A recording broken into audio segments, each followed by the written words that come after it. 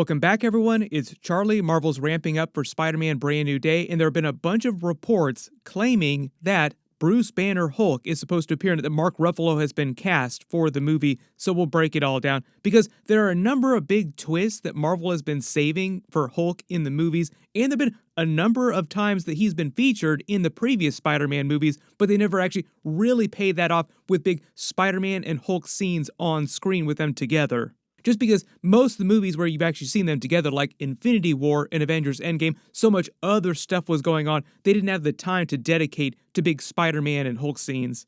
This would actually pay off a long-running deep cut because Stan Lee had been trying to cross over Spider-Man and Hulk since back in the 1970s with the Lou Ferrigno and the Nicholas Hammond versions of the characters. There's been a lot of talk recently about the movie because of Marvel delaying or canceling a lot of its Marvel Phase 6 movies and delaying Avengers, Doomsday, and Secret Wars so much so that Spider-Man Brand New Day is now coming out before Avengers, Doomsday, inadvertently fixing a lot of timeline issues they were going to have with the movie that are now totally fine. So we'll explain what's going on. If you're brand new to the channel, be sure to subscribe to get all the videos. Most of their attention right now is focused on getting Spider-Man Brand New Day started and releasing Fantastic Four. There's probably even going to be a brand new trailer for that in the next couple days because of Mexico Comic-Con this weekend. But a real big reminder, very relevant, because one of Spider-Man's first big crossovers in his solo comic, The Amazing Spider-Man, back in the day in the 1960s, was with the Fantastic Four.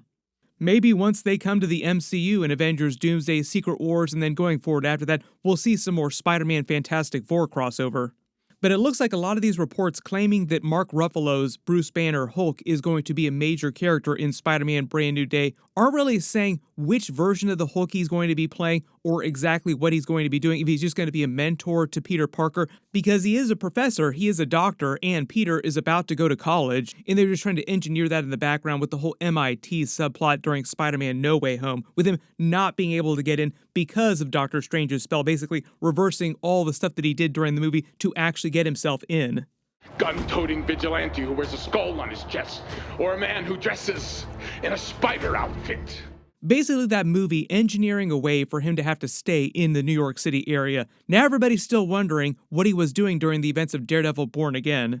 You just have to imagine what all the Mayor Kingpin stuff was going on during Season 1. Spider-Man is swinging around in the background trying to help people.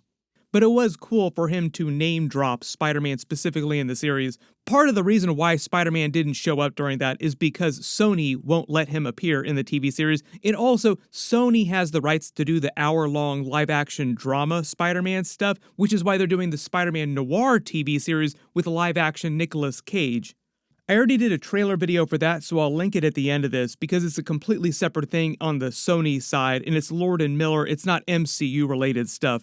There are a lot of people that got confused when the trailer leaked out because there was like an AI fake version that somebody had done a couple days before, but there is an Amazon Prime version that leaked out from their upfronts, which is different, even though it does look kind of janky and potato quality, but that's just stylistically what it seems like they're going with, to make it look more like the comic book Noir series Black and White. But I do think that Amazon is planning on simulcasting a color version for people that just aren't used to that stylistically black and white style. They did the same thing for Werewolf by Night on Disney+. Like Marvel did a black and white version, but they also re-released it with a color version. But it was the same basic thing. If you look back in Tom Holland's Spider-Man movies so far, back in Spider-Man Homecoming, there was a real big Bruce Banner shout-out during all of his Midtown High school scenes with him in the murals in the background of all the famous STEM people, basically science-related or technology-related people. So he wasn't on the mural because of all of his Hulk or Avengers-related notoriety, like all the bad and good stuff that he's done as the Hulk. It was mostly just because of the science work that he has done in the past. So you have to remember, of the resident geniuses, like smartest people in the MCU, Bruce Banner is on that list. He is one of the founding science bros. And it sounds like Spider-Man Brand New Day is going to do some science bros, but it's going to be Bruce Banner and Peter Parker science bros. What a coincidence that the two of them also form the founding spoiler bros, so maybe they'll wind up leaking the entire movie before it actually releases this time. Enjoy, Mark Ruffalo.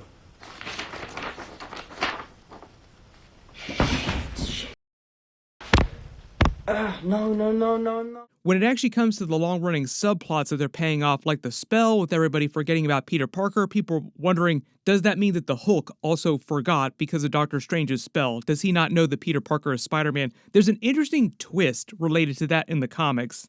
I think it was actually during the Immortal Hulk when they pulled off this twist, but the idea is that during comic book Brand New Day, there's a similar type of Doctor Strange spell causing people to forget Peter Parker is Spider-Man, like thus the Brand New Day movie title. But I think it was in the Immortal Hulk comic book, they explained that the Hulk persona, like the Hulk's mind, actually was not affected by Doctor Strange's spell in comic book Brand New Day. So the Hulk remembered that Peter Parker was Spider-Man, even though Bruce Banner did not. So it does provide them with an interesting opportunity during the events of this movie where, say, like Bruce Banner encounters Peter Parker and they work together as science bros. Either it has something to do with him helping him with schoolwork during Empire State University related stuff, or if they decide to swerve on Empire State completely and he's not in school during the events of the movie and he just goes to him for help. Like obviously Peter Parker still remembers Bruce Banner Hulk and he can still go to him for help when he needs it. But you do have those funny opportunities for a little bit of comedy with Bruce Banner not realizing that Peter Parker is Spider-Man, even though based on the technicalities of the spell, he still remembers fighting with Spider-Man during the final battle in Avengers Endgame. He just doesn't remember that it was Peter Parker under the mask. And separately, they have the opportunity during the movie for Hulk to go up against Spider-Man and them to work together, with then Bruce Banner also realizing once he goes back into Bruce Banner form, if he's not going to be in Professor Hulk form the entire time. They kind of gone back and forth on that after Avengers Endgame. Like he went back to being Banner, then he went back to being Professor Hulk. So it now seems like in present day, he can go back and forth at will and it's not a really big deal for him. Like he's not permanently Professor Hulk forever. There have been a lot of theories about them doing other Hulk twists during Spider-Man Brand New Day like Joe Fixit, Grey Hulk. I'm not expecting that, but there are a couple of twists from the Hulk comics that they have not done for the movies yet, like full World Breaker Hulk, because it does seem like they've been trying to do a Hulk movie and work out their deal with Universal just to get all their ducks in the row and they can do a Hulk solo movie, but they're not quite there yet. Otherwise, they probably would have announced it already. They would have done it a long time ago if they could have. They gave me a dummy script. Oh. Did they? They did. They just did all that Red Hulk Thunderbolt Ross stuff during Captain America Brave New World, so it just seems like they're doing a lot of Hulk-related stuff building up towards a World War Hulks scenario, but not quite like the comic book version just because they've changed so much from Planet Hulk. And because we're heading into Avengers Doomsday and Secret Wars, there's a lot of the twists from that involving the Hulk, like the Maestro version of the Hulk or the Hulk's Greenland, because we did get that leaked concept art with Scar, son of Hulk, and She-Hulk with him, Bruce Banner Hulk, in a town full of other Hulks. Like you look around in the background of this shot, there's a bunch of Hulks just walking around doing casual things. Personally, I don't know if doing a Hulk Spider-Man team-up movie is going to make it automatically a billion-dollar film, but it does sound like there are a couple interesting ideas and concepts that they haven't paid off from the comics yet. Like, Spider-Man and the Hulk have crossed over many, many times in the past, even going back to the day to the 1970s Incredible Hulk TV series with Luke Ferrigno and Bill Bixby, and the 1970s Nicholas Hammond Spider-Man TV show. That's right, they were going to cross over those live-action versions of Hulk and Spider-Man at one point. There's a funny story that all the actors involved in those series playing those characters talked about. They were going to do a revival during the mid-80s, around 1984. That Incredible Hulk TV series was actually the first time Stan Lee ever did one of his live-action cameos in any Marvel-related thing. The whole idea is that during the mid-80s, they were going to do a revival of both series because they'd canceled them because they were too appealing to children and not to adults. And at that time, they hadn't really come to the realization that it was actually to their benefit to market the characters to children and they could earn way more money on merchandise related to that because at the time, networks really only cared about advertising and advertisers only cared about adults. The way that Nicholas Hammond, who played Spider-Man, explains it is they were going to do the revival during the 1980s of both series and then cross Spider-Man and Hulk over during that, but the networks canceled it when they said that they couldn't get Lou Ferrigno, who was going to be busy filming his Hercules movie in another country. Lou Ferrigno claims this is a lie, and the networks were just coming up with an excuse to not do it, like they got cold feet, and the networks didn't want to do it, so they just blamed him, when in reality, he was going to be available for it. Which also sounds like something some network executive would do, like, oh, let's blame the actor for it, for not wanting to do this. Good morning, Dr. Francois. Security ought to be beefed up a lot more. So even back in the 1970s and 1980s, they were trying to find a way to cross over Spider-Man and Hulk from the comics in live action.